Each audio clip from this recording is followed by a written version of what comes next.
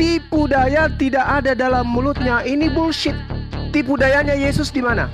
Pada saat dia mengatakan dalam Matius 26 nomor 29, aku tidak akan minum anggur lagi sampai aku meminumnya di kerajaan surga. Itu penipuan. Di mulutnya dusta. Kenapa dusta? Karena ternyata dalam Yohanes 19:30 jelas dikatakan dia minum anggur. Sesudah Yesus meminum anggur asam itu, berkatalah ia sudah selesai, maka matilah dia. Penipu. Di mulutnya penuh dusta. Di Lukas 16 dikatakan, lebih mudah bumi dan langit lenyap daripada setitik hukum Taurat itu batal. Efesus 2 nomor 15, dengan matinya Yesus di atas tiang salib, Yesus telah membatalkan hukum Taurat beserta segala ketetapan yang ada di dalamnya. Penipu, pendusta, pembohong. Jadi Yesaya 53 nomor 9 itu jelas di situ ada kata asir. Asir itu artinya orang kaya. Sedangkan terjemahan lain tidak ada orang kaya di sana. Orang-orang menempatkan kebunnya di antara orang fasik, dan dalam matinya ia ada di antara penjahat-penjahat. Itu nggak ada. Sekalipun ia tidak berbuat kekerasan dan tipu daya tidak ada dalam mulutnya. Itu bullshit. Ketika Yesus terlihat sudah meninggal, murid-muridnya kemudian menghadap Pilatus untuk segera menurunkan Yesus. Lalu apa yang terjadi? Yesus itu dimakamkan di taman, bukan di pemakaman. Taman kuburan orang kaya, tidak dimakamkan di pemakaman umum, tapi di sebuah taman. Dan ini jelas sekali bahwa poin penting dan harus digarisbawahi bahwa nubuat yang ditulis Yesaya adalah orang yang ditempatkan kuburnya di antara orang-orang fasik, dan Yesus tidak dikuburkan di antara kuburan siapapun. Mau nipu apa lagi? Tertawa-tertawa cengengesan kayak gitu menertawakan dirimu sendiri. Semua dusta yang kau lakukan itu terbantah oleh kitabnya Yahudi. Kau hanya menggunakan terjemahan olahan tadi pagi yang dibikin oleh lembagamu, sementara yang punya kitab tidak memahami seperti itu. Makanya belajar original teks, supaya jangan kau dibodoh-bodohi oleh tokoh-tokoh agamamu. Dialah orang yang paling dalam siksaannya nanti di neraka. Kenapa? Dia sendiri mengatakan dalam Matius 5 nomor 19, barang siapa yang meniadakan setitik meskipun yang paling terkecil dalam hukum Taurat, maka dia akan dan mengajarkan kepada orang lain, maka dia akan menempati tempat terendah di dalam kerajaan langit alias neraka. Dia membatalkan semuanya untuk orang-orang Kristen ini. Bani Israel kagak, sunat kagak, dia malah mati demi untuk orang-orang itu. Itu tipuan semua itu, Bang Hadi. Penipuan, ini pembodohan, hanya orang-orang yang bodoh dan fasik yang mau percaya. Silakan, Bang.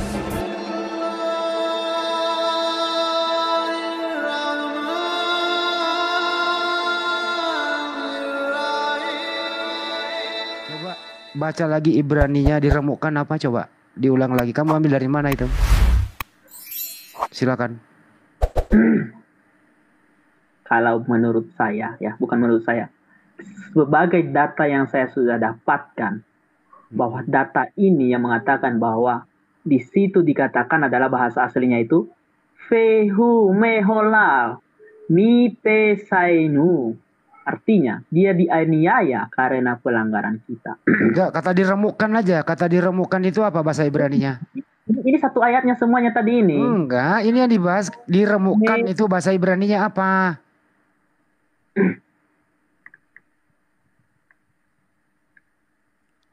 Diremukkan itu Ibraninya apa? Kata Bang Juma tadi itu daka. Kamu apa? Silakan cari. Atau kamu salah akui, gitu aja. Nangis. Ya. Nangis. Malu dia. Nangis. Saya lagi cari dulu. Ya cari dulu. Kalau kamu cari dulu, boleh Bang Juma bicara dulu sambil cari? Boleh? Sebentar kok nih. Ya oke. Tunggu. Berapa hari? Mana tadi nih? Mana? Hilang dia, hilang kekuasaannya. Hilang dakanya, hilang diremuk. Tadi kamu bilang tuh diremukkan, diplesetkan. Kepleset tadi, aku bilang itu. Tadi kemana ini? Saya lagi cari. Waduh, kehilangan jejak ini. Atau kamu cari dulu Bang Juma biar bicara, boleh? Boleh ya? Nah gini sih, itu mau dipelesekan, mau diremukkan pun tidak masalah kok buat enggak, saya. Ini enggak begitu. Coba kamu cari bahasa Ibraninya itu diremukkan. Ibraninya apa? Tadi yang kau cari itu.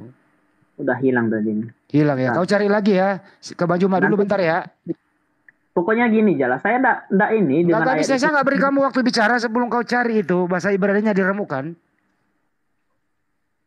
Bentar. Cari dulu. Boleh Bang Juma bicara dulu sambil kamu cari, boleh? Boleh ya? Boleh. Silakan Bang Juma. Dia nggak mau, dia cari dulu. Bahasa Ibrani-nya diremukkan, dia baru nyari dulu Bang Juma. Silakan Bang Juma lagi nambahin dikit. Bang Handi, kalau kita belajar ya, kalau kita melihat di dalam naskah atau manuskrip tertua, sebenarnya tidak ada kata tertikam di sana. Nggak ada kata pemberontakan, nggak ada kata diremukkan. Tapi di manuskrip yang muncul di abad ke-16 itu ada kata yang saya katakan tadi itu. Ada kata daka di sana. Daka itu diremukkan. Tapi padahal sebenarnya sesungguhnya itu nggak ada di manuskrip yang paling tua itu abad ketiga sebelum Masehi itu tidak ada kata itu, Bang. Tidak ada. Wehu mahota itu dikatakan begini. Wehu mehol mipasainu maduka me awonetenu musar saomenu Allah ubah haberata. Kemudian dikatakan nirfa lanu. Itu tidak ada kata ditikam, nggak ada. Diremukkan nggak ada. Nggak ada, Bang. Yang ada cuma dikatakan tapi dia terluka untuk pelanggaran kita. Dia memar untuk kesalahan kita. Hukuman untuk kedamaian kita di atas dengan garis-garisnya. Maka sembuhlah kita. Tidak ada itu, Bang. Jadi mereka menerjemahkan kitab Yesaya 53 ini sesuai dengan selera mereka, Bang.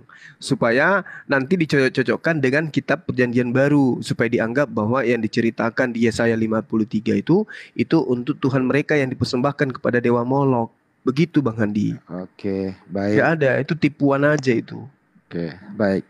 Bro Nias, kamu udah dapat Ibraninya diremukkan apa? Iya, itu namanya Fayaf Giyahu. Fayaf Giyahu. Yang secara harafiah berarti dipukul atau diserang.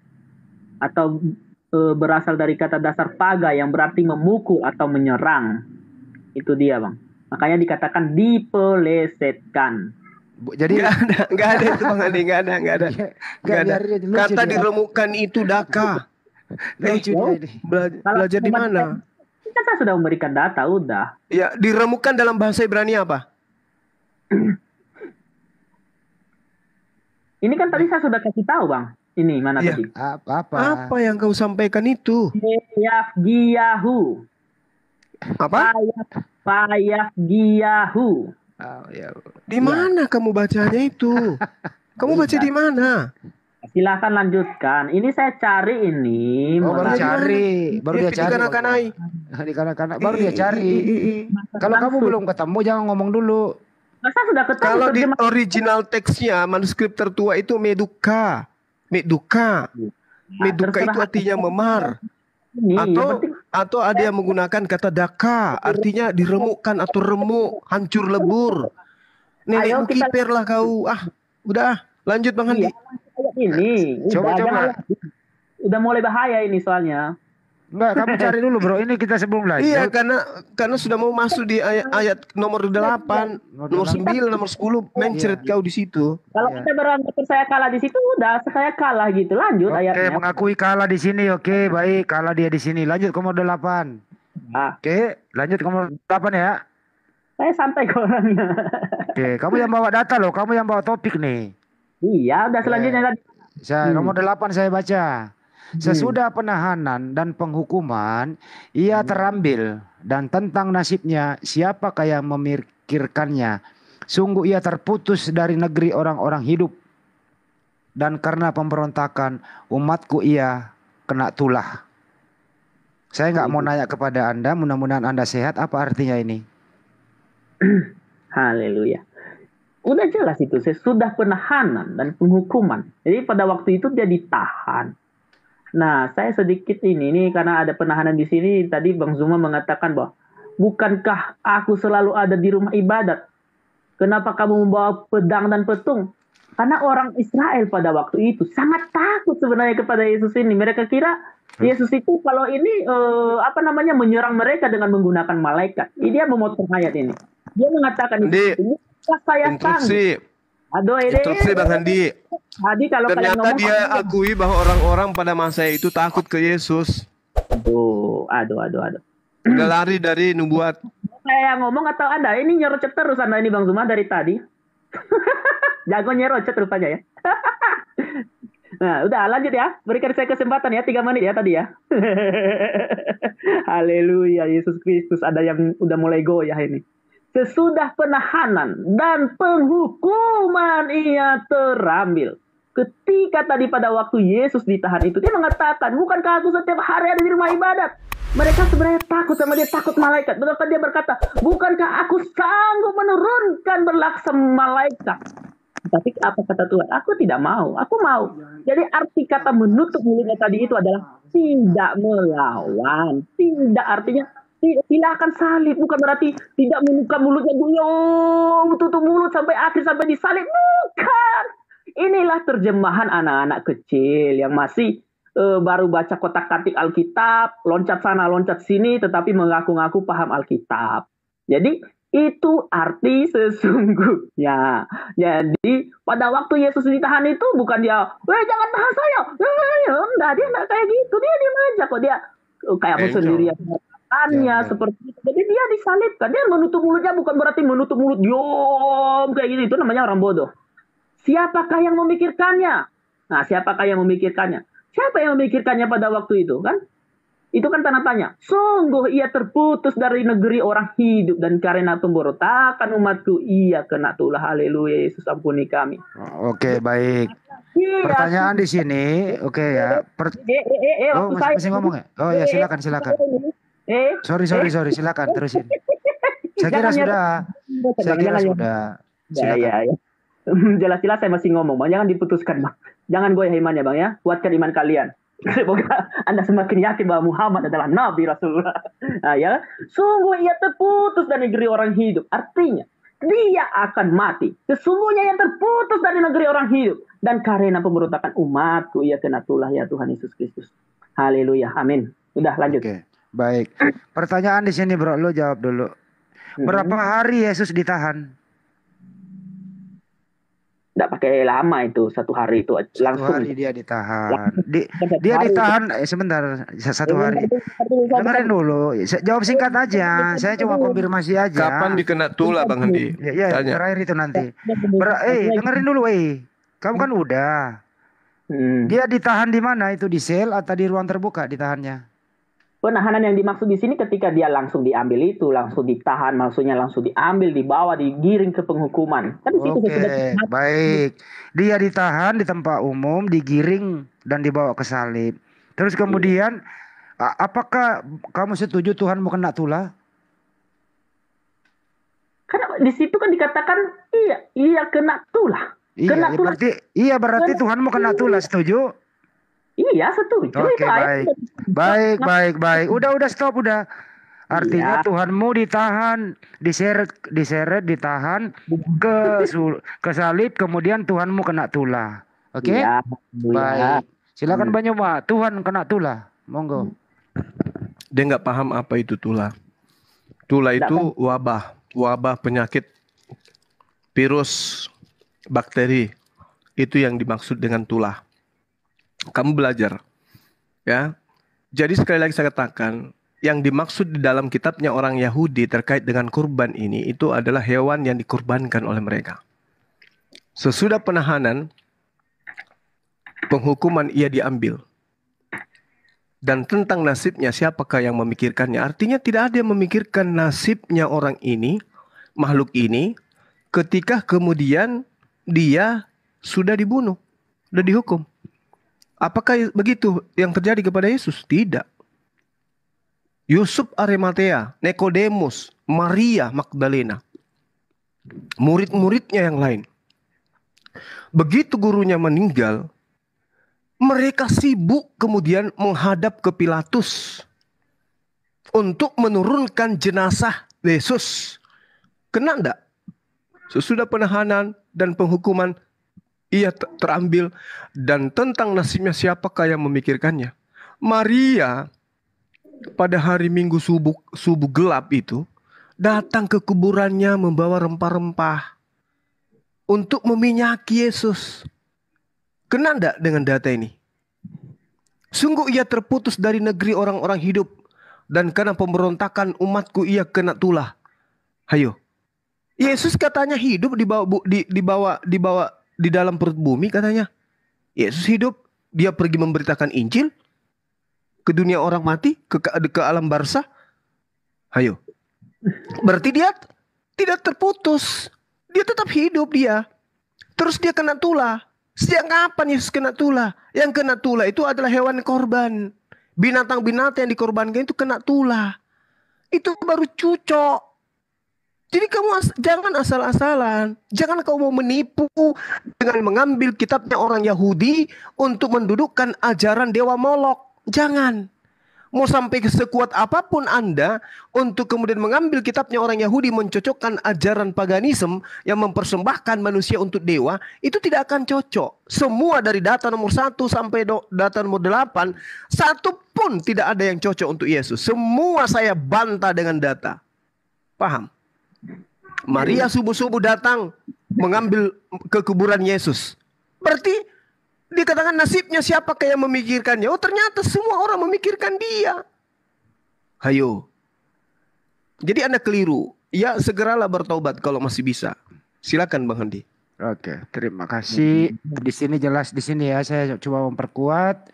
Tuhannya ditahan, kemudian Tuhannya kena tulah. Nggak apa-apalah Tuhan kena tulah. Nggak mau Iya, dombanya pikir. ditahan, Bang. Udah, Dombanya ditahan. kamu diam dulu, saya mau baca ini. Saya cuma meresume aja supaya jelas gitu loh ya. Ke nomor 9, jangan ketawa. Tuhan kena tulah kau ketawa. Ah. Nah, saya enggak ketawa di firman Tuhan ya, kok saya cuma ketawa sama orangnya. Iya, jangan kau menertawakan Tuhanmu kena tulah. Ya, saya enggak menertawakan Tuhanku. Lanjut. Ya udah diam dulu. Tuhan kena tulah kok kamu ketawa. Nomor 9. Orang menempatkan kuburnya di antara orang-orang fasik, dan dalam matinya ia ada di antara penjahat-penjahat. Sekalipun ia tidak berbuat kekerasan dan tipu tidak ada dalam mulutnya. Begitu. Haleluya. Pertanyaan selanjutnya, dari mana Anda tahu kalau ada penjahat-penjahat satu kubur sama Yesus? Silakan dijawab. Ya, haleluya Yesus, haleluya.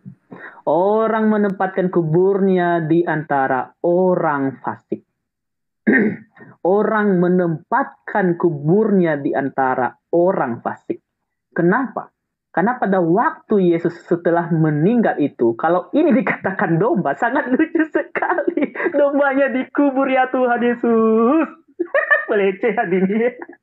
Aduh, orang menempatkan kuburnya di antara orang-orang fasik. Sedangkan domba yang dimaksud oleh Bang Zuma yang terhormat bagi orang Muslim adalah orang menempatkan kuburnya, sedangkan domba itu setelah diambil darahnya dimakan kok. Lalu dikubur ya. Oh, nyambung, sangat nyambung. Terima kasih Bang Zuma. Orang menempatkan kuburnya di antara orang-orang fasik. Artinya di sini ia sama seperti orang-orang biasa, orang-orang fasik di sekitar orang Israel pada waktu itu kan orang fasik itu. Kuburannya kan dengan orang-orang fasik. Jadi dan di dalam matinya ia ada di antara penjahat-penjahat. Kenapa dikatakan di antara matinya ia ada di antara penjahat-penjahat? Jelas. Itu di kayu salib itu ada Petrus orang Kirene dan ada juga satu lagi yang dimana di antara salah satunya diselamatkan dan di antara salah satunya nggak diselamatkan. Kalau ini dikatakan untuk domba, haleluya, haleluya buat orang tersebut. Jadi dikatakan di sini, sekalipun ia tidak berbuat kekerasan, dia tidak membuat kekerasan pada waktu itu dan dia tidak ada salah dan tipu tidak ada di dalam mulutnya. Jadi walaupun dia tidak melakukan kekerasan, tidak ada tipu muslihat, mungkin domba bisa menipu, bisa juga membuka berbicara kali ya. Jadi sangat lucu sekali kan, sangat lucu sih bagi saya dan bagi orang Kristen semuanya. Tetapi bagi orang Muslim ini adalah penghinaan bagi, tidak apa-apa sih. Namanya juga kita berbeda pandangan. Jadi kalau dikatakan adalah anak domba tadi, kuburnya itu di dalam perut kali ya. untuk orang-orang fasik. Itu sih jawaban saya. Terima kasih. Haleluya Oke. Yesus. Haleluya. Baik, di kantor sekali lagi ya. Apakah ini lucu kalau Tuhanmu itu dikubur sama penjahat? Lucu atau tidak? Enggak lucu. Saya lucu sama orangnya aja. Orang-orang yang berdiskusi ini. Berarti Tuhanmu pernah terkubur sama penjahat ya? Iya, udah jelas ke di situ. Saya enggak membantah. Oke, baik. Berapa hari Tuhan mau mati dikubur? Mau nanya itu terus lagi. Lanjut ya ayatnya. Lanjut. Nah ini saya tanya dulu sebelum ke Banjuma. Kan 3 Tuhanmu hari. dikubur sama penjahat berapa hari? Iya, udah 3 hari. 3 Udah. hari. Terima kasih. Silakan Banjuma. Gitu Tuhan dikubur sama penjahat. Silakan. Baik. Jadi ini adalah hanya untuk orang-orang bahlul aja yang bisa percaya ya. Orang menempatkan kuburnya di antara orang-orang fasik. Ini bohong. Dan dalam matinya ia ada di antara penjahat-penjahat. Ini juga bohong. Penipuan. Original teksnya di situ jelas dikatakan asir. Asir itu bukan penjahat, Bang Handi. Asir itu adalah orang kaya. Kenapa dikatakan penjahat-penjahat? Karena di dalam kitabnya mereka dijelaskan bahwa Yesus itu disalibkan dan dikuburkan di antara orang jahat. Padahal di dalam original teksnya sama sekali tidak menyinggung orang jahat, sama sekali tidak menyinggung orang fasik. Yang dikatakan di sana adalah orang kaya. Wayiten et resaim gibro et asir. Asir itu orang kaya. Dimakamkan di antara orang-orang kaya. Bukan dimakamkan di antara penjahat-penjahat. Ini penipuan. Penipuan ini, Bang. Lalu kemudian yang tertera di dalam Yohanes 19 nomor 41, dekat tempat di mana Yesus disalibkan ada suatu taman, dan dalam taman itu ada satu kubur baru yang di dalamnya belum pernah dimakamkan seseorang. Jadi Yesus itu tidak dimakamkan di orang banyak, di pemakaman umum, enggak. Padahal orang menempatkan kuburnya di antara orang-orang fasik. Padahal di sini di antara orang-orang kaya. Hayo. Nah, lalu kemudian dikatakan tipu daya tidak ada dalam mulutnya. Ini bullshit. Tipu dayanya Yesus di mana? Pada saat dia mengatakan dalam Matius 26 nomor 29. Aku tidak akan minum anggur lagi sampai nanti aku meminumnya di kerajaan surga. Itu penipuan. Di mulutnya dusta. Kenapa dusta? Karena ternyata dalam Yohanes 19:30 jelas dikatakan dia minum anggur. Sesudah Yesus meminum anggur asam itu, berkatalah ia sudah selesai, maka matilah dia. Penipu. Di mulutnya penuh dusta. Matius 5 dia katakan bahwasanya di Lukas 16 dia katakan lebih mudah bumi dan langit lenyap daripada setitik hukum Taurat itu batal. Efesus 2 nomor 15, dengan matinya Yesus di atas tiang salib, Yesus telah membatalkan hukum Taurat beserta segala ketetapan yang ada di dalamnya. Penipu, pendusta, pembohong. Jadi Yesaya 53 nomor 9 itu jelas di situ ada kata asir. Asir itu artinya orang kaya. Sedangkan terjemahan lain tidak ada orang kaya di sana. Orang-orang menempatkan kuburnya di antara orang fasik. Dan dalam matinya ia ada di antara penjahat-penjahat. Itu nggak ada. Sekalipun ia tidak berbuat kekerasan dan tipu daya tidak ada dalam mulutnya. Itu bullshit. Ketika Yesus terlihat sudah meninggal, murid-muridnya kemudian menghadap Pilatus untuk segera menurunkan Yesus. Lalu apa yang terjadi? Yesus itu dimakamkan di taman, bukan di pemakaman. Taman kuburan orang kaya. Yesus dimakamkan tidak dimakamkan di pemakaman umum, tapi di sebuah taman. Dan ini jelas sekali bahwa poin penting dan harus digarisbawahi bahwa nubuat yang ditulis Yesaya adalah orang yang ditempatkan kuburnya di antara orang-orang fasik, dan Yesus tidak dikuburkan di antara kuburan siapapun. Hayo, mau nipu apa lagi? Tertawa-tertawa cengengesan kayak gitu menertawakan dirimu sendiri. Semua dusta yang kau lakukan itu terbantah oleh kitabnya Yahudi. Kau hanya menggunakan terjemahan olahan tadi pagi yang dibikin oleh lembagamu. Sementara yang punya kitab tidak memahami seperti itu. Makanya belajar original text supaya jangan kau dibodoh-bodohi oleh penghulu oleh tokoh-tokoh agamamu. Ya, mulut Yesus itu penuh dusta. Dialah orang yang paling dalam siksaannya nanti di neraka.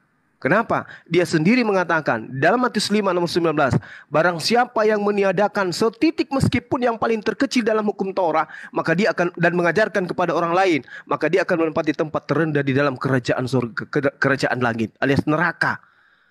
Dia membatalkan semuanya untuk orang-orang Kristen ini.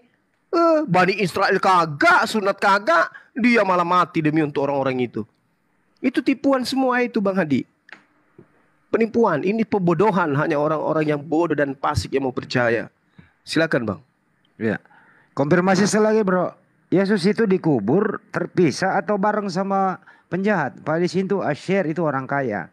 Kamu dari mana tahu ada penjahat? Coba kau lihat original teksnya dulu, Bro. Sebelum kau ngomong cari original teksnya di situ, apakah benar orang kaya atau penjahat? Silakan. Abang ini menyusahkan atau gimana? Kalau dari tadi kita ngambil saya kan belum mempersiapkan original teksnya kan, belum mempersiapkan original teksnya. Jadi ya kalau abang berkata seperti itu ya tidak bisa. Kalau kayak gitu berarti mau nunggu dulu debat ini, diskusi ini. Tetapi kalau berdasarkan data yang saya lihat melalui internet, bahasa aslinya itu adalah Hafon, Et Kifro Ayen, Resa Im, Feet Asir Bemoutaf. Artinya, mereka menempatkan kuburnya dengan orang jahat dan pada kematiannya ia bersama-sama dengan orang kaya. Yang artinya, tadi Kang Zuma tidak mengakui bahwa itu adalah manusia. Tetapi sekarang dia sudah menyebutkan kubur. Ntar dulu, ini cuma konfirmasi aja nih. Di situ orang kaya apa penjahat? Di sini dikatakan adalah orang kaya sih. Jadi bukan penjahat. Di sini dikatakan bersama kematiannya dengan orang kaya. Oke, berarti salah terjemah Bang Juma. Bener Bang Juma. Akui dulu kesalahanmu, Bro. Akui dulu kesalahanmu. Bukan penjahat tapi orang kaya. Mereka menempatkan kuburnya dengan orang jahat, ya, orang jahat. Dan pada kematiannya ia bersama-sama dengan orang kaya. Begitu dia. Oke, Bang Juma bisa direspon lagi orang kaya dan orang kaya dan orang kaya katanya. Tomalasa. Lu diam dulu Bang Juma, lagi giliran Bang Juma yang meluruskan kau. Kamu menggunakan bahasa apa tadi itu? Ibrani atau bahasa Yunani? Bahasa Ibrani. Ibrani. Itu adalah terjemahan Indonesia yang diibranikan. Bukan dari kitabnya Nabi Musa yang menjadi kitab yang diimani oleh Bani Israel hari ini. Ya, berikan saya datanya juga, Bang. Ya. Lihat aja di manuskrip kitabmu. Asir itu artinya orang kaya dan kamu sudah akui kan? Ya iya, kamu akui kan? Kamu akui kan? Nah, iya, sekarang Yesus itu dikuburkan di antara penjahat berdasarkan kitabmu yang tertulis di dalam Matius, ya. Itu Matius 27, Markus 15, Lukas 23, Yohanes 19 itu disalibkan di tengah-tengah penjahat atau disalibkan di tengah-tengah orang kaya? Di sini kan aslinya ini dikuburkan. Menempatkan kuburnya dengan orang jahat dan pada kematiannya ia bersama-sama dengan orang kaya. Udah. Bro. Di mana Yesus dikatakan di dalam perjanjian baru Yesus itu dikuburkan di tengah-tengah orang kaya. Di mana? Yusuf itu adalah orang kaya itu yang menyediakan kubur untuk Yesus. Saya tanya di mana di dalam kitabmu dikatakan bahwa Yesus itu dikuburkan di antara orang kaya. Ayo. Kuburan Yesus itu adalah Yusuf dari Arimatea. Iya. Kalau itu yang saya tanya, di mana Yesus itu dikuburkan di tengah-tengah orang kaya? Di mana? Nah, itu jawabannya. Kok cari data, Bro? Jangan ngarang. Nah, itu jawabannya. Mana dalilnya Yesus dimakamkan di tengah-tengah orang kaya? Mana? Loh, saya kan sudah jelaskan itu ayatnya. Mana? Yesus itu dikatakan disalibkan di tengah-tengah penyamun, penjahat. Betul atau tidak? Oke, sekarang begini, Anda mengakui ini adalah kubur kan? Iya, makanya ndak nyambung kan? Nah sekarang mana Yesus itu dikubur di mana? Di tengah-tengah penjahat? Saya balik nanya dulu, domba dikubur ya? Jangan lihat topik. Dikubur, memang betul. Memang apa masalahnya? Emang kamu pikir domba itu tidak dikubur, dibiarkan saja terbengkalai setelah dikurbankan begitu? Setelah disembelih dibiarkan saja gitu? Setelah darahnya dipercikkan itu tidak dikubur? Hah? Dikubur makan. Domba tidak pernah dikubur itu. Siapa bilang? Ada yang dibakar, ada yang ditumpahkan darahnya, ada yang dibakar, ada yang apalagi ada yang dimakan dan tidak semuanya dimakan. Apa kamu pikir isi perutnya itu dimakan semua?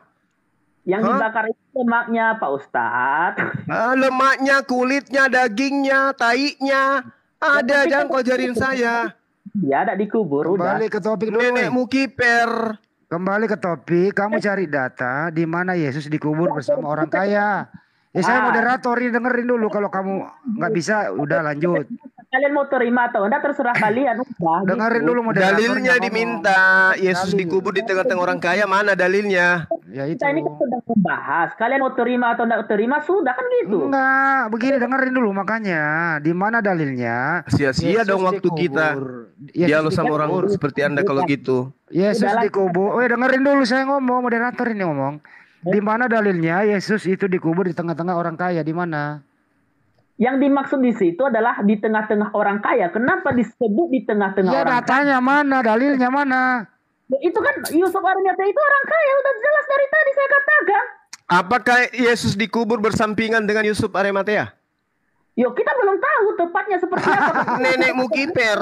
Banyak cerita. Nipu kau aja belum tahu, tapi kau sok tahu. Orang Kau seperti sudah Anda. dulu lah baru dialog. Saya orangnya sifatnya tidak mau ngarang-ngarang. Apa yang ada saya katakan. Saya lebih daripada itu dari si iblis. Kan dikatakan kuburnya dikubur di antara orang-orang kaya. Dalam matinya ia ada di antara orang kaya. Mana? Yo kan orang-orang yang membunuh dia itu kan maksudnya yang mati di kayu salib itu kan orang-orang pencuri itu kan mungkin saja orang kaya itu. Mungkin Tapi saja. nubuatannya di sini jelas tertulis matinya ada di antara penjahat-penjahat. Iya, kan benar itu kan matinya di antara penjahat-penjahat kan apa lagi? Tetapi di dalam kitabmu Perjanjian Baru Yesus di tengah-tengah penjahat-penjahat, betul atau tidak? Yo ya kan di antara juga itu di antara penjahat-penjahat juga. Di antara penjahat-penjahat atau tidak di dalam Perjanjian Baru? Di antara penjahat-penjahat itu jelas. Oke, nggak usah terlalu kayak wanita kali kau ngomong. Lalu kemudian di dalam Yesaya 53 nomor 9, di situ orang kaya atau penjahat-penjahat? Penjahat-penjahat. Nenekmu kiper, penipu. Asyir orang kaya bro. Aduh. Kau sendiri yang baca tadi katakan orang kaya kok jadi penjahat. Dasar penipu. Kamu itu korban dewa Molok itu kau. Aduh, kamu nggak sadar dari tadi kau pelintir kitabnya orang, kau putar-putar kitabnya orang sesuka kamu. Mentang-mentang di Perjanjian Baru itu di tengah-tengah penjahat, kau rubah juga Asyir itu menjadi penjahat, padahal Asyir itu orang kaya. Iya, kayak kalah saya Bang Zuma. Udah lanjut. Bukan masalah kalah atau menang, ini masalah kebenaran. Kebenaran itu harus ditegakkan meskipun pahit. Karena begini, kebenaran itu suruh orang yang menilai, bukan Anda yang menilai, suruh orang yang menonton Orang kita kau ini. sudah mengakui kalah kok. Ini belum dinilai ada sudah ketahuan Anda nipu. Gimana ceritanya? Saya kalah. Udah terakhir Bang Handi. Tidak terakhir sampai selesai kita. Tidak ada istilah terakhir. Kan satu data lagi Tuyul. Emang Yesaya 53 itu sampai ayat keberapa menurutmu? Itu tetapi Tuhan berhendak merembukan dia. Lanjut. Ntar dulu. Meremukkan tadi kan tidak ada datanya diremukkan Tuyul. Belum selesai ayatnya Pak Bos. Jadi kali ini kamu mengaku kalah ya di sini ya. Dulu. Di mana Yesus diremukkan? Di mana Yesus diremukkan? Ayatnya apakah sudah selesai Dengerin sampai dulu sebelum lanjut. Dengerin dulu. Kamu kali ini mengaku kalah lagi gitu? Betul. Kamu mengaku kalah kali ini? Betul. Hah? Iya. Udang, saya kalah. Coba diulang. Saya kalah udah. Pintar. 2-0. Bukan 2-0. 7.000 kosong. Terserah kok, orang kok yang menilai di sini yang ada Ya, orang di sini. kamu yang mengaku kalah, masa orang yang menilai kok? Ya sudah, emang kamu paksakan orang yang menilai. Ya kalau kamu sudah mengaku kalah, ya orang pasti menilai kamu kalah. Ya Angkat udah. bendera dia. Angkat Gimana bendera. sih? Ada nggak bendera warna hijau di situ? Nah, lanjut. Jangan takut dengan ayatnya, jangan takut, lanjut. Jangan takut nanti goyahin kalian. Oke. Lanjut. Lanjut ya. Iya lanjut. Udah kalah ketawa. Biasanya orang kalah itu nangis. Tuh, kamu sepertinya nggak waras deh. Orang kalah itu nangis, bukan ketawa. Saya datang ke sini membahas ayat kok. Coba Anda siapkan dulu karung basah. Iya. Ya, Bang. Udah. Bukan kalpanak ya, Bang. Kalau panas diminum dia tuh. Lanjut ya. Baju masih bisa lanjut kan nih Baju nih? Kayaknya Kalau mau ya? dilanjut sampai selesai atau sampai ayat 10 aja bisa aja Bang. Orang ini sudah nangis dia. Itu 3 ayat lagi Bang Juma, jangan takut Bang Juma. Sampai Itu data nomor 10 aja. itu Anda mulai lari. Bang Juma dibilang lari. Kamu yang kalah kok yang lari saya. Apa ini? Lagi. Udah mengaku dirinya kalah, mengatakan orang lari. Betul, Ya, biasanya itu orang yang kalah yang lari. Lanjut, kita bahas selanjutnya, jangan takut. Jangan Kok jadi saya yang takut? Iya, jangan takut. Lanjut. Ayo, lanjut. Kalau Iya. takut, lanjut. Gitu. Biar Nah, semua. udah lanjut Bang Hedi. Lanjut ya. Oke, baik. Biar selesaikan satu pasal ini dari tadi kau sudah dari awal. Udah kita diam ini mau lanjut. Orang kalah. Kali kayak perempuan kali kau. Iya. Kau sudah kalah tapi ngoceh terus. Iya. Kau kayak kace itu udah dihukum 10 tahun katanya masih nggak menang apa nggak salah. Berani lanjut nak? Ya ini mau lanjut. Makanya kau diam. Iya lanjut. Diam ya. Orang kalah diam. Tetapi Tuhan berkehendak meremukkan dia dengan kesakitan. Apabila ia menyerahkan dirinya sebagai korban penembus salah, ia akan melihat keturunannya. Umurnya akan lanjut dan kehendak Tuhan akan terlaksana olehnya. Pertanyaannya di sini ya. Pertanyaannya, Tuhan siapa yang meremukkan Tuhan? Silakan dijawab dulu. Haleluya.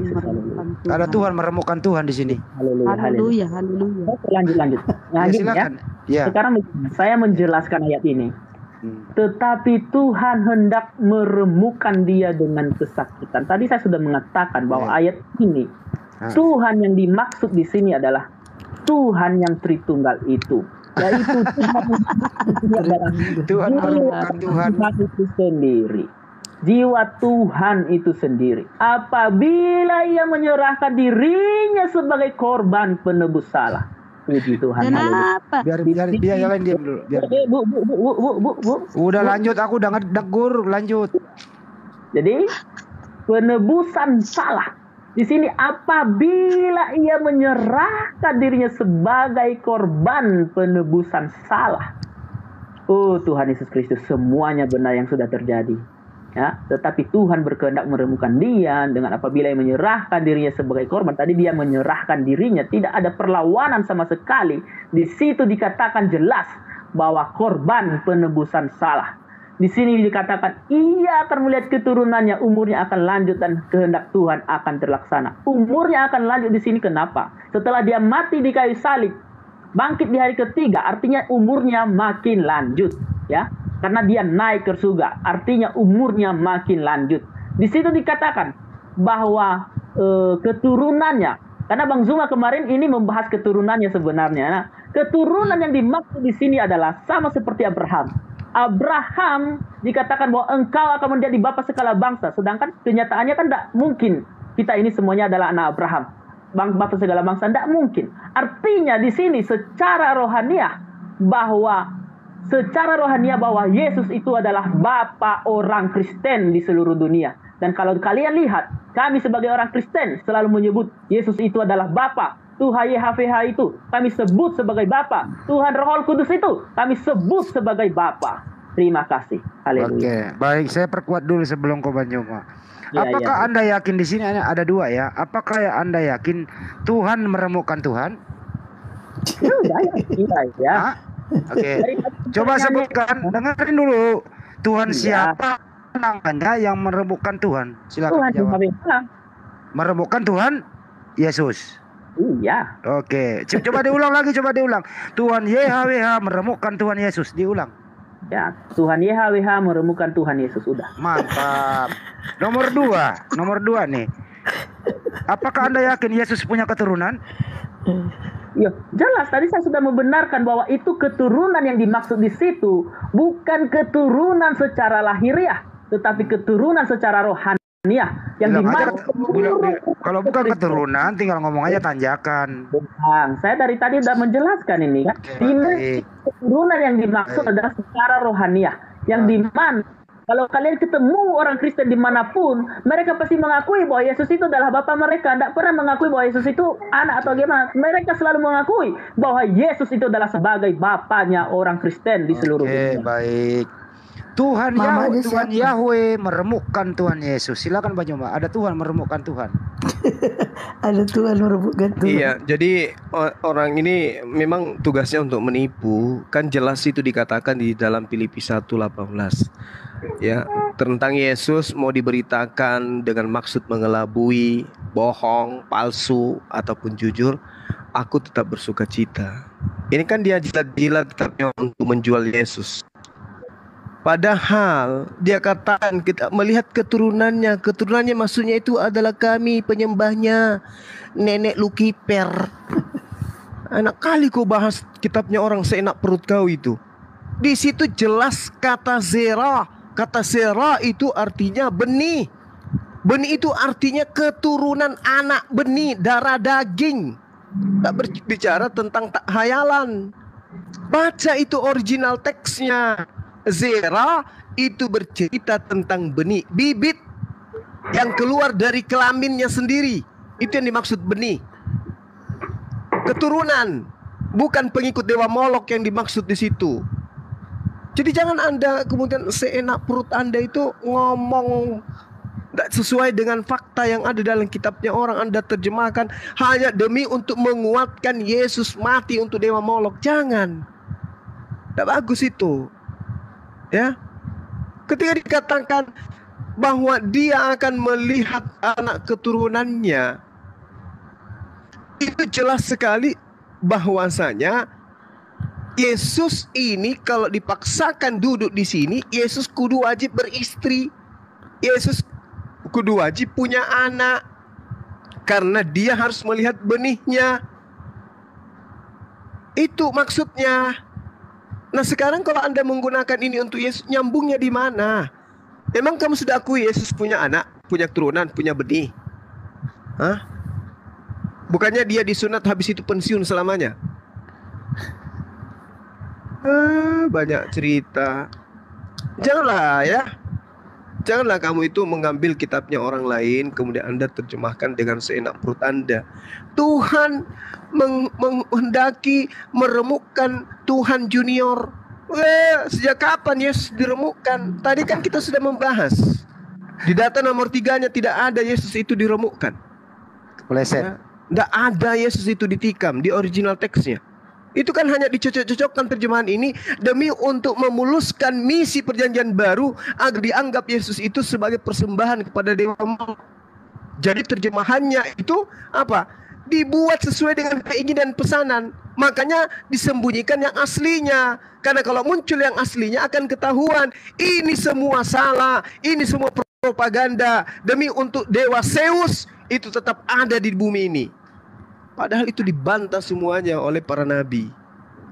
Tuhan meminta persembahan darah, betul, tapi darah hewan.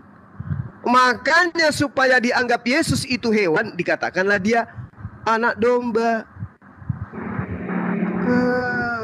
Sudah dikatakan dipersembahkan kepada dewa, dikatakan lagi dia adalah binatang. Masih kurang penghinaan apa kalian ini kepada Yesus? Ngambil lagi Yesaya 53 untuk Yesus. La haula wala quwata illa billah. Yesus kena tulah, Yesus diremukkan, Yesus ditikam, Yesus tidak dipandang, wajahnya buruk, bonyok. Tunggu ya. Kamu kalau kau mati dalam kekafiran, lihat aja nanti apa yang dikatakan oleh Yesus. Enyahlah kau dari hadapanku, kau pembuat kejahatan. Ya. Ya. Matius Ya, jadi 7, mumpung masih ada 3. kesempatan, tanggalkan rohmu mulai besok kau pakai celana panjang. Silakan. Oke, lanjut. Bro, sebelum kita lanjut coba ulangi lagi, Bro. Tuhan Yahweh meremukkan Tuhan Yesus. Lanjut Bang, lanjut. Coba ulangi lagi lah biar kita puas lah. Denominator sebagai penghina atau apa? Kalau mau lanjut. Ya Dari ulangi tadi. dulu lah. Saya kan minta. Tadi nggak kerekam tadi, nggak kerekam. Kali Islam ini bagus sekali. Tadi nggak kerekam, bro. Saya baru mau rekam ini. Tuhan Yahweh meremukkan Tuhan Yesus. Coba. Ya, aku rekam juga ya, aku rekam juga. Ya, coba siap-siap semua teman-teman merekam. 1, 2, 3. Silakan.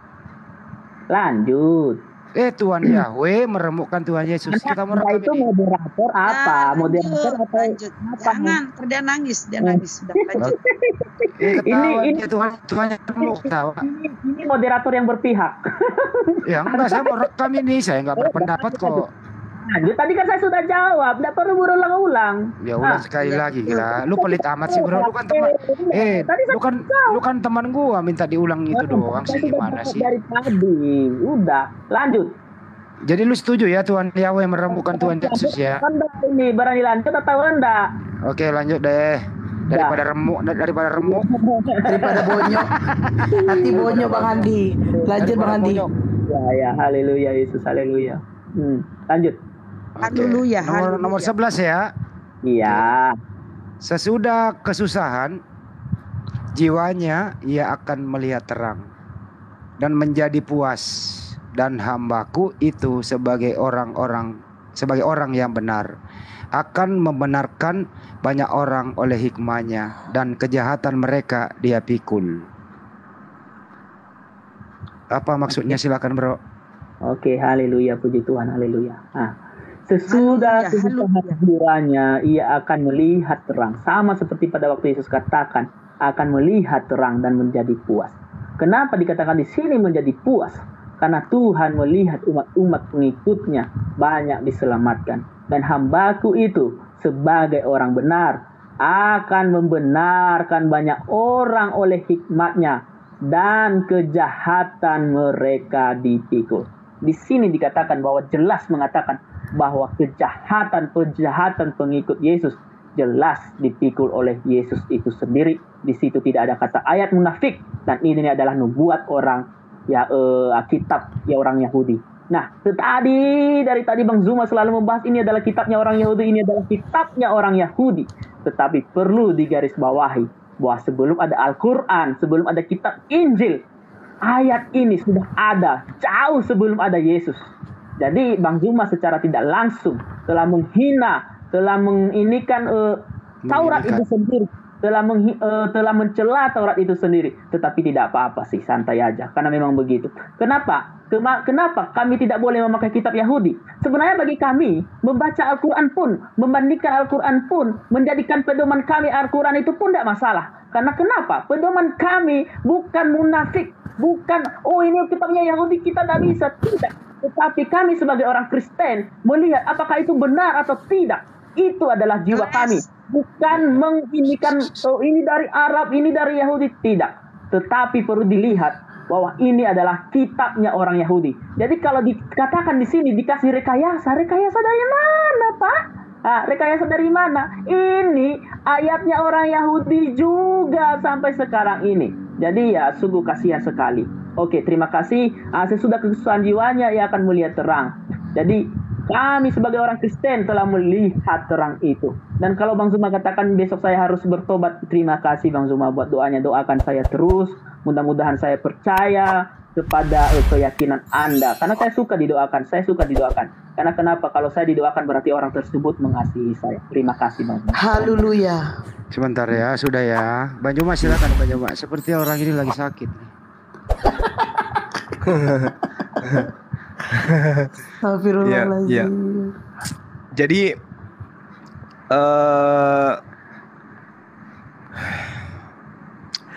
apa yang tertera di dalam ayat atau nomor ke-11 ini ya, jelas sekali katakan sesudah kesusahan jiwanya ia akan melihat terang dan menjadi puas, dan hambaku itu. Jadi kalau ini adalah Yesus, maka saudara Kristen harus mengakui bahwa Yesus itu adalah hamba Tuhan. Itu sudah cukup bagi kita untuk mematahkan argumen mereka yang selalu mengatakan Yesus itu adalah Tuhan. Tuhan Yesus, Tuhan Yesus, Tuhan Yesus. Ternyata Yesus ini dikatakan sebagai hamba Tuhan. Dan hambaku Yesus. Udah selesai. Berarti dia memang bukan Tuhan. Kalau ini dipaksakan untuk Yesus. Tapi sayangnya bukan untuk Yesus. Ya. Kenapa dikatakan ini bukan untuk Yesus? Karena jelas sekali dia katakan mati di antara pemberontak. Itu di data nomor 12 ya. Iya kan? Di dalam maut dikatakan bahwasanya di dalam maut ia menanggung. Di dalam maut dan karena ia terhitung di antara pemberontak-pemberontak. Sejak kapan Yesus itu tampil sebagai pemberontak? Ini bukan untuk Yesus ini. Jelas sekali bukan untuk Yesus, tapi dipaksakan untuk Yesus. Mau tidak mau, karena sudah tidak ada lagi data di dalam kitabnya Yahudi yang mereka bisa jadikan sebagai acuan untuk mempersembahkan Yesus, darah Yesus. Bagaimana ceritanya? Ini hanya dipaksakan saja. Sementara dikatakan sesudah kesusahan jiwanya. Berarti kalau Yesus itu susah jiwanya, berarti dia tidak ikhlas. Harusnya dia bersuka cita demi untuk menebus dosa kalian. Tapi ini susah jiwanya. Ia akan melihat terang. Padahal katanya dia terang itu sendiri. Kok dia masih melihat terang yang lain? Dan menjadi puas. Puas bagaimana Yesus itu? Puas seperti apa Yesus? Masih banyak yang ingin aku ajarkan kepadamu, tapi engkau belum sanggup untuk menanggungnya. Puasnya di mana? Dan hambaku itu, loh, Yesus kok jadi hamba di sini? Berarti Yesus itu bukan Tuhan. Karena Tuhan mustahil adalah hamba. Ini aja kalau orang berpikir sudah selesai di sini. Tapi ini Yesaya 53 dipaksakan demi untuk kesenangan Dewa Molok, agar nanti Dewa Moloknya itu tidak murka dengan diberikan anak manusia. Makanya ajaran Kristen itu tidak diajarkan kepada Yahudi, tapi diajarkan kepada penganut dewa-dewa yang acap kali mempersembahkan darah manusia kepada dewanya. Dan itu dianut oleh Romawi dan Yunani. Makanya Kristen lahirnya dari sana, bukan lahir dari Yahudi Kristen itu. Demikian Bang Handi. Bro, sekali lagi dikonfirmasi. Apakah kamu setuju Tuhan Yesus hambanya Tuhan Yahweh? Setuju atau tidak? Setuju, Setuju. Jadi Tuhanmu diperhamba oleh Tuhan Yahweh ya? Iya, begini Bang. Ya, coba diulang dulu, nggak usah begini. Coba diulang. Tuhan Yesus hambanya Tuhan Yahweh. Saya mau rekam, diulang coba. Anda mau menjebak atau mau mendengar? Enggak, ini kan terjelas di sini. Yesus itu hamba oleh Tuhan Yahweh. Bukan hamba, Yesus itu hamba, nabi, rasul, anak domba, anak, dan juga Bapa. Itu dia sebutan Yesus. Jadi Tuhanmu hambanya Tuhan Yahweh, betul? Iya, termasuk hamba. Memang panggilannya hamba. Coba diulang dulu tuh. Coba diulang Tuhan Yesus hambanya Tuhan Yahweh. Saya mau rekam. Ya, lanjut. Diulang dulu atuh Enggak, jangan ini. Tuhan, kalau saya jawab berarti Tuhan Yesus adalah hambanya Tuhan Yahweh. Yesus begitu dong. Udah itu dong. Udah saya rekam. Tuhan Yesus adalah nabi, Tuhan Yesus adalah rasul. Udah. Oke, sebentar di kantor Bang Joma lagi ya. Dia Bang Joma, stop dulu. Bang Joma dia udah akui bahwa Tuhannya diperhamba oleh Tuhan Yahweh. Silakan Bang Joma. Iya, kan memang begini, Bang. Ya. Di dalam nubuatan Yesus bahwa Paulus ini akan mendirikan sebuah sekte, sebuah agama. Dan agama yang dimaksud Yesus di situ adalah agama Nasrani. Nasrani ini adalah akar dari Kristen. Dan dikatakan oleh Yesus bahwa pengikut Paulus ini 2 kali lebih jahat daripada Paulus itu sendiri. Ya, Yesus itu diajarkan oleh Paulus adalah Tuhan. Tapi Paulus tidak menyembah Yesus. Paulus justru menyatakan dirinya setara dengan Yesus. bahkan setara dengan Bapa itu sendiri. Paulus tidak nyembah Yesus, tapi sejahat-jahatnya Paulus dalam hal ini, Kristen 2 kali lebih jahat. Karena Paulus sudah mengakui bahwa aku menjerat engkau dengan tipu daya. Di dalam 2 Korintus 11, dia sudah mengakui bahwa aku berkata bukan firman Tuhan, tapi sebagai orang bodoh yang berkeyakinan. Dia sudah akui, aku menjerat engkau dengan tipu daya dalam kelicukanku dan seterusnya. Dia sudah akui. Bahkan Paulus tidak pernah berpikir sedikit pun kalau karangannya ini akan menjadi buku suci. Tidak pernah berpikir. Kenapa? Karena dia hanya menulis surat. Dia tidak pernah pikirkan kalau suratnya ini kelak akan menjadi buku panduan bagi orang-orang berpikir lemah. Gak pernah berpikir. Makanya Yesus menubuatkan dari Matius 23 nomor 15 bahwa orang yang ditobatkan oleh Paulus akan menjadi orang neraka dan 2 kali lebih jahat dari Paulus itu sendiri. Nah, inilah buktinya. Tuhan memiliki Tuhan. Tuhan memiliki hamba di mana hamba itu adalah Tuhan itu sendiri. Inilah bukti bahwa 2 kali lebih jahat. Dan betul di dalam 1 Korintus 4 nomor 10, Kristen bodoh karena menuhankan Yesus. Itu sudah terbukti hari ini, malam ini. Katakan Tuhannya satu, tapi yang terjadi ketika dia membahas kitabnya orang lain, orang Yahudi, Tuhan ya kemudian menganiaya, mempersembahkan Tuhan junior. Tuhan senior kemudian mengutus Tuhan junior untuk menjadi tebusan bagi manusia berkulub. Ini ajaran apa ini, Bang? Ini ajaran dewa Molok yang membunuh akal manusia. Silakan. Oke. Bagaimana bro? Kamu sudah akui bahwa Tuhanmu diperhamba oleh Tuhan Yahweh. Jadi ada Tuhan menjadi hamba di sini. Setuju ya? Bro, jangan nangis bro. Setuju ya? Saya enggak nangis. Jangan menghina bro. Aku yang nangis. Enggak hina kok. Orang kan kamu yang sudah ngomong. Tuhanmu diperhamba oleh Tuhan. Iya, lanjut. Kamu moderator bukan penghina kok. Ayo lanjut. Iya, saya rekam doang. Kan saya mau harus ada arsip. Iya, lanjut. Besok kan kita ketemuan ngopi-ngopi bro. Nanti saya yang traktir. Oke? Oke. Kapan kita ketemu ini bang? Mau kok saya ngopi-ngopi sama kalian. Iya, aku di Jakarta ini bang. Kamu di mana? Di atas bumi? Saya di Kalimantan ini. Kok nggak ada yang mau traktir aku ya? Oh, Anda di Kalimantan. Kalimantan Selatan apa Kalimantan atas? Yang penting kakak enggak berpikir haram kok, itu aja sih. Loh. Oh, Bang cuma kena pelanggaran. Pelanggaran ya? Ntar dia naik lagi kok. Gak apa-apa. Kita ke nomor 12 ya. Banyuma mah udah paham. Nomor 12 ya. Kalau pemimpin itu nampak kok dari cara bicaranya, nampak kok. Tuhan mengatakan kan kita udah bisa dulu ya, jangan dulu belum ada Berarti Bang Juma pemimpin. belum ada topik gitu. Masa bukan pemimpin? Kalau kamu ke Jakarta jangan lupa tidak menghubungi saya ya. Kok nggak ada yang ngajak aku ke Jakarta sih? 3 tahun lagi bang baru ke sana. Nanti kamu nyasar lagi, nanti nyasar di Monas. 3 tahun lagi bang, kalau kita terus ketemu diskusi bolehlah saya ke sana kalau kita ketemu. Iya, kamu tiap malam aja ke sini, ada saya kok di sini.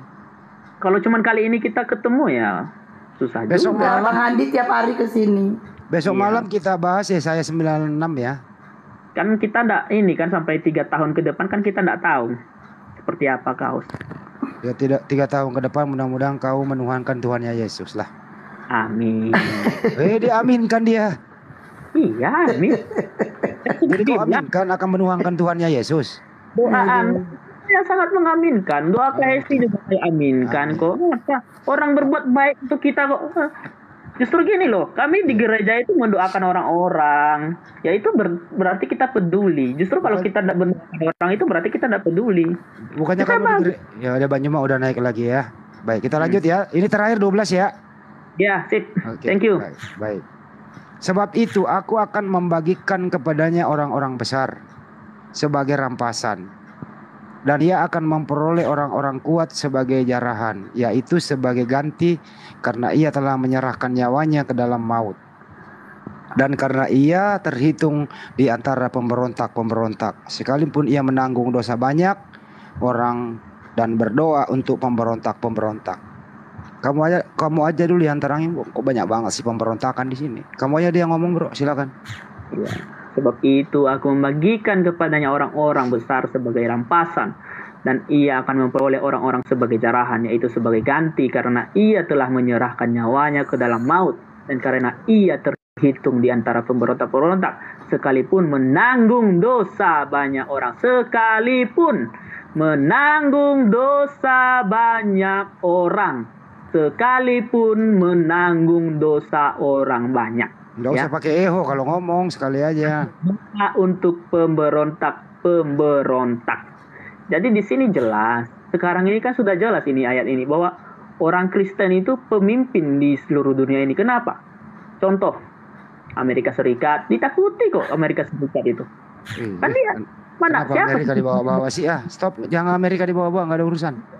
Ya itu maksudnya dari ayat sini, bahwa orang Kristen itu akan menjadi pemimpin.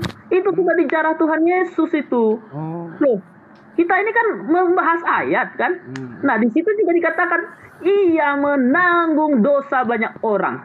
Karena tapi kalau domba itu disembelih itu cuma menanggung satu dosa. Tetapi di sini dikatakan menanggung dosa orang banyak. Ada rampasan itu, ada rampasan. Apa itu artinya rampasan? Kemudian saya membahas ketika tadi Bang Zuma katakan bahwa rampasan di sini adalah rampasan itu maksudnya adalah dari orang yang berdosa menjadi orang yang dirampas oleh Tuhan, yang dimana mereka sudah tidak berdosa lagi menjadi kudus di hadapan Tuhan. Sebagai jarahan, ada lagi jarahan. Iya, itulah dia maksudnya. Nah, kemudian saya membahas tentang Bang Zuma tadi, kalau walaupun tidak sesuai konteks. Usah itu ini aja dulu, jangan usah itu, ini aja dulu kelarin nomor 12. Boleh kan membahasnya kan? Enggak, 12 dulu kelarin. Habis Bang Zuma baru lagi. Boleh. Ini waktu saya loh. Iya, nomor 12 kau selesaiin dulu. Waktu saya, ini waktu saya. Tinggal hati-hati Bang Handi digigit. Kemudian yang dikatakan adalah Paulus, selalu dikatakan Paulus. Saya tidak mau bahas Paulus, Bang. Kalau Anda bilang dia palsu, oke lah palsu, silahkan.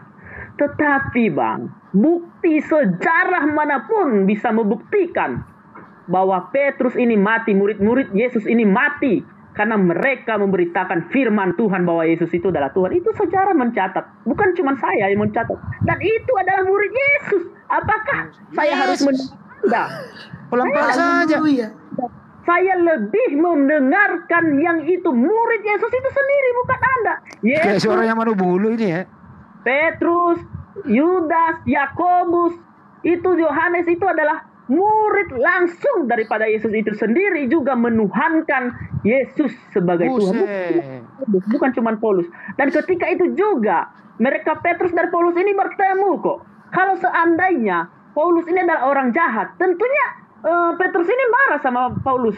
Tapi di situ mereka malah sepakat sama-sama memberitakan Injil. Di mana itu kalau tidak salah itu di Kisah Para Rasul pasal 15, mereka sepakat di situ saling bersaksi bahwa Yesus itu adalah Tuhan. Jadi itu adalah fitnah, sangat memfitnah bahwa Paulus itu adalah pengikut dewa apa tadi itu, ya terserah dia. Dewa Amor.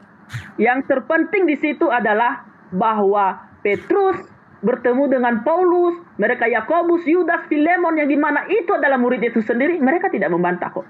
Dan saya lebih mendengar mereka daripada saya mendengar Bang Zuma yang gak jelas asalnya udah 2000 kali ketemu Yesus. Okay. Bang Zuma dari tadi ngomong dibilang gak jelas. Udah ya, udah belum? Nenek lu kiper. Sebentar. Petrus, Yakobus, Yohanes, dan tidak ada, gitu aja sih. Oke. Ada diam dulu ya, Bang Zuma lagi yang bicara. Ada diam. Silakan Bang Zuma. Ada report lagi tadi Bang Zuma, akun 1 ya. Di report lagi. Iya, oten-oten di bawah ini. Waduh. Sejak saya bahas Dewa Molok, mereka pada panik semua. Karena mereka menemukan diri mereka pas, betul. Kembali ke tema. Anda mencoba untuk menipu lagi bahwa Petrus, Yudas, semua murid-murid Yesus itu ya bersama dengan Anda nipu. Di dalam kitabnya Paulus sendiri dikatakan, Galatia 1 nomor 16. Apa dikatakan sana? Berkenan menyatakan anaknya di dalam aku, supaya aku memberitakan dia di antara bangsa-bangsa bukan Yahudi. Maka sesaat pun aku tidak akan minta pertimbangan kepada manusia. Paulus itu tidak pernah minta pertimbangan kepada siapapun, kepada murid Yesus, gak ada. Di nomor 17-nya dikatakan bahwa saya juga aku tidak pergi ke Yerusalem. Dia tidak pergi ke Yerusalem untuk mendapatkan mereka yang telah menjadi rasul sebelum aku. Jadi Paulus mengakui dia tidak pernah kemudian bertemu dengan pengikut Yesus. Tetapi aku berangkat ke tanah Arab dan dari Arab kembali lagi ke Damsyik. Galatia 2 nomor 8. Karena ia yang telah memberikan kekuatan kepada Petrus untuk menjadi rasul bagi orang-orang bersunat. Dan dia juga yang telah memberikan kekuatan kepadaku untuk orang-orang yang tidak bersunat. Jadi kamu bohong dengan mengatakan Paulus itu bertemu dengan murid-murid Yesus. Aku tidak pergi ke Yerusalem untuk menemui mereka yang lebih dulu jadi rasul sebelum aku. Pendusta kamu. Belum lagi ketika diceritakan di dalam Kisah Para Rasul 23 nomor 12. Dan setelah siang hari, orang-orang Yahudi berkumpul dan mengadakan komplotan dan bersumpah dengan mengutuk diri bahwa mereka tidak akan makan atau minum sebelum mereka membunuh Paulus. Paulus ini teroris. Asal kau tahu. Kisah Para Rasul 24 nomor 5 telah nyata kepada kami bahwa orang ini Paulus adalah penyakit sampar. Seorang yang menimbulkan kekacauan di antara semua orang Yahudi di seluruh dunia yang beradab. Dan bahwa Paulus ini adalah seorang tokoh dari sekte Kristen atau Nasrani. Paulus itu adalah sekte Nasrani dan dia dikecam. Orang-orang bersumpah untuk membunuh. Mereka tidak makan kalau belum membunuh Paulus. Kenapa? Karena dia penyesat. Mengajarkan sesuatu yang bertentangan dengan Taurat.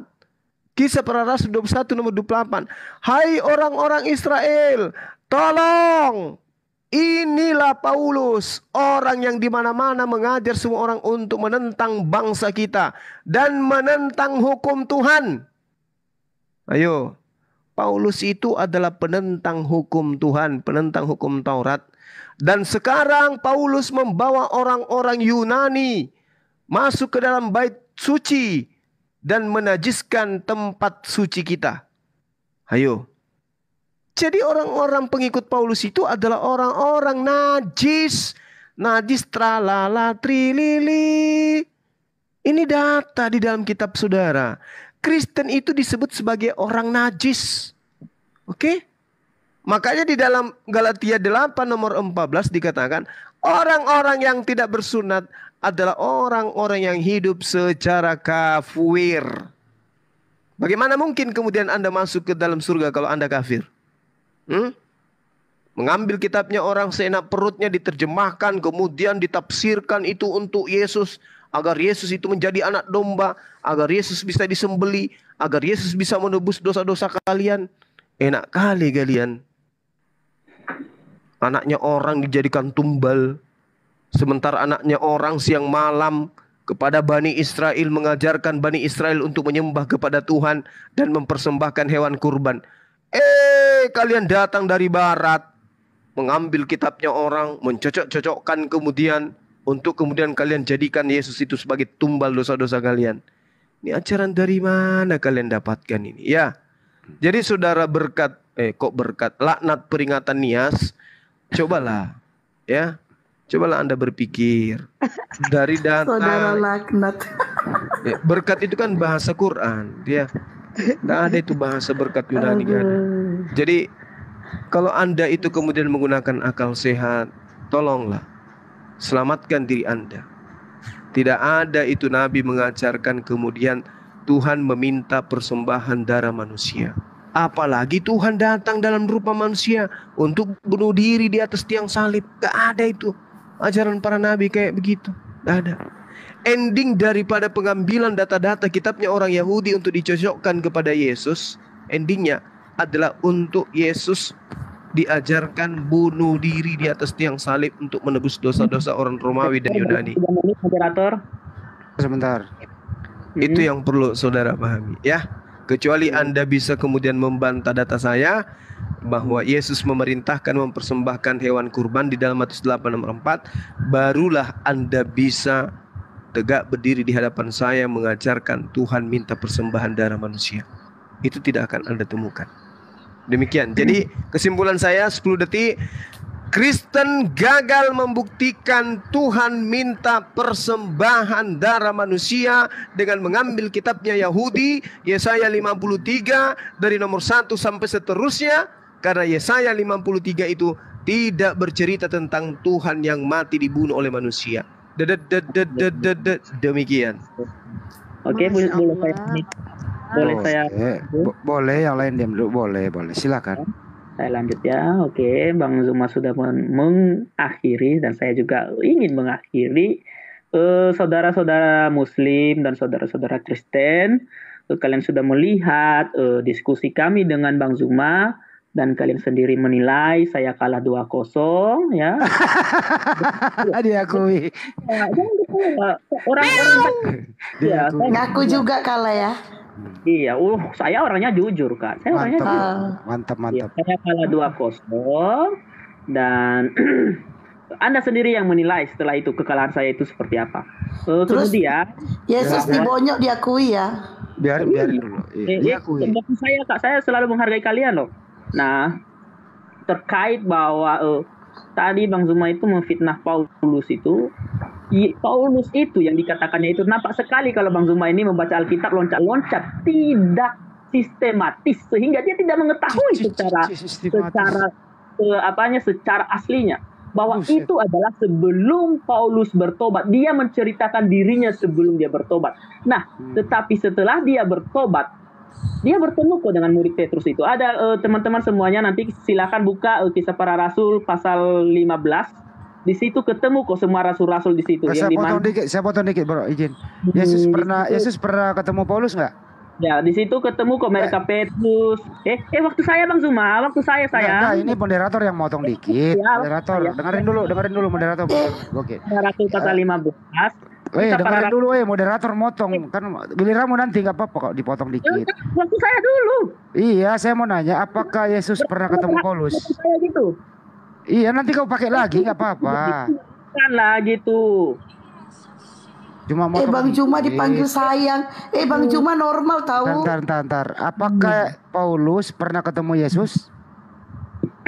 Nanti saya lagi menjelaskan ini. Anda usah dulu Anda berkata seperti itu. Saya lagi menjelaskan. Oh iya, jelaskan. Ya, Petrus bertemu dengan Paulus dan kesaksian yang Bang Zuma katakan itu tadi sebelum. Ingat bahwa keselamatan itu bukan ditentukan oleh awal, tetapi ditentukan oleh akhir. Yang dimana pada akhirnya Paulus pun dibunuh demi memberitakan Yesus sebagai Tuhan. Dan kalau kalian melihat itu di Katolik Roma itu bahwa Petrus pun dibunuh di sana, itu sejarah itu membuktikan. Itu sejarah, bukan saya yang ngomong ya. Bahwa mereka Petrus, mereka Yakobus itu kasihan sekali. Mereka dibunuh karena menuhankan Tuhan Yesus. Jadi saya bukan berkata omong kosong, itu sejarah. Dan kalau kalian tidak percaya bahwa Paulus pernah bertemu mereka Petrus, silakan buka di dalam Kisah Para Rasul pasal 15. Di sana jelas-jelas mengatakan bahwa mereka Petrus itu dan Paulus itu saling memberikan kesaksian. Mereka sama-sama memberikan kesaksian. Mungkin Bang Zuma kurang loncat-loncat kali kan, karena cuma mencari-cari kesalahan Alkitab, ya begitulah. Jadi terima kasih buat teman-teman, buat yang ada di rumah. Kembali lagi, mau Muslim maupun Kristen, silakan kalau mau menjadi panduan kalian, silakan baca Yesaya 15, terserah kalian. Mau kalian katakan itu bukan nubuat Tuhan Yesus, mau katakan itu bukan nubuat Tuhan Yesus, terserah. Silakan baca Yesaya 53, kalian mempunyai logika dan kalian mempunyai iman. Oke? Terima kasih. Saya di sini sudah kalah 2-0 sama Bang Zuma. Haleluya. Ya, baik. Jadi setelah kita membaca Yesaya tadi, moderator simpulkan. 1, Anda kalah 2-0. Kedua, Tuhan Anda bonyok. Kedua, Tuhan Anda mempunyai diperhamba oleh Tuhan Yahweh. Dan Tuhan Anda diseret-seret. Tuhan Anda dipersekusi. Tuhan Anda diremukkan. Jadi Tuhan Yahweh meremukkan Tuhan Anda. Dan seterusnya. Boleh nggak Anda terakhir nih sebelum kita tutup? Boleh ya? Dikit ya. Itu Paulus itu matinya seperti apa, bro? Udah, lanjut aja. Ya, saya tanya Anda dulu sebelum Paulus itu matinya seperti apa? Tapi saya menyiapkan data dulu. Udah selesai. Saya udah mengakhiri kok. Saya kira apa tadi? Kalau bertanya lagi berarti melanjutkan itu. Kalau begitu silakan Anda meninggalkan arena dulu. Terima kasih atas kunjungan Anda ke room yang baik ini. Semoga Tuhan Yesus memberkati Anda. Oke, terima kasih. Terima kasih Kak Hos, terima kasih Bang Zuma. Mohon maaf kalau ada kata-kata saya yang salah dan inilah Oke, saya juga kalau ada candaan yang berlebihan sama. Saya juga minta maaf. Pada akhirnya tujuannya adalah untuk menyelamatkan kita dari kesesatan kan gitu ya. Lanjut. Untuk keselamatan orang Kristen dan kami pun mungkin adalah untuk keselamatan walaupun kita. Pada akhirnya nggak selamat ya. Iya, dan juga Bunda Rahma, Handi Celebes di sini. Saya berterima kasih buat kalian semuanya. Saya senang kita berdiskusi sehat. Dan saya berterima kasih ini sudah malam juga karena besok saya sebagai pekerja buruh ini. Jadi kerja di mana bro? Kerja apa bro? Saya pengusaha galon bang. Oh pengusaha galon. Kebetulan saya ahli galon. Mau nggak kita kerja sama? Boleh bang. Nanti kalau kita ketemu terus boleh kok boleh aja. Boleh ya. Terima kasih ya buat. Kamu di Samarinda apa Balikpapan? Saya di Kalimantan Barat di Bengkayang. Oh Bengkayang. Kebetulan Bengkayang itu teman saya banyak di sana. Serius. Oh iya. Iya. Besok bulan depan saya ke Bengkayang. Boleh kok kalau ketemu boleh. Main di rumah juga sambil berdiskusi ya boleh. Tapi jangan nimpuk saya pakai galon ya. Nanti nipu sampai bonyok. Cukuplah Tuhannya yang bonyok, jangan saya yang dibonyokin. Kan ya kalau saya ada salah ya. Oke. Iya, sama-sama saudara. Ya, selalu menaikkannya. Terima kasih banyak. Itu adalah sebuah penghargaan juga buat saya. Terima kasih. Besok malam kesini lagi, bro. Ya kalau ndak ada kesibukan kita bisa gitu. Okay. Ya kan pagi bisa isi galon, malam istirahat. Kita harus mengerjakan tugas yang lain. Oke. Terima kasih ya. Haleluya. Iya. Galon di Medan itu pom bensin loh. Bisa dikasih Banyuma dulu terakhir. Banyuma silakan Banyuma menanggapi resume tadi anak ini. Iya. Pada dasarnya saya melihat ada ruang kemudian yang ya bisa jadi kalau beliau rajin belajar dan ikut dialog-dialog seperti ini, apalagi dia tinggal di Kalimantan ya bisa jadi dia dapat hidayah gitu ya. Betul. Karena saya melihat ada titik di mana ada kejujuran lah dikit sama dia.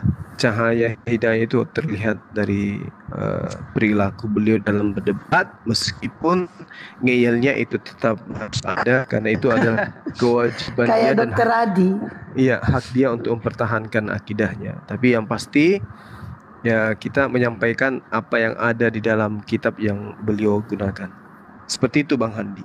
Ya tapi barusan malam ini saya mendengar pada hotel jujur bahwa dia mengakui 2-0 kekalahannya. Baru loh saya dengarkan orang jujur loh. Serius. Selama ini nggak ada loh. Dan baru ini juga aku dengar Tuhannya dibonyok loh.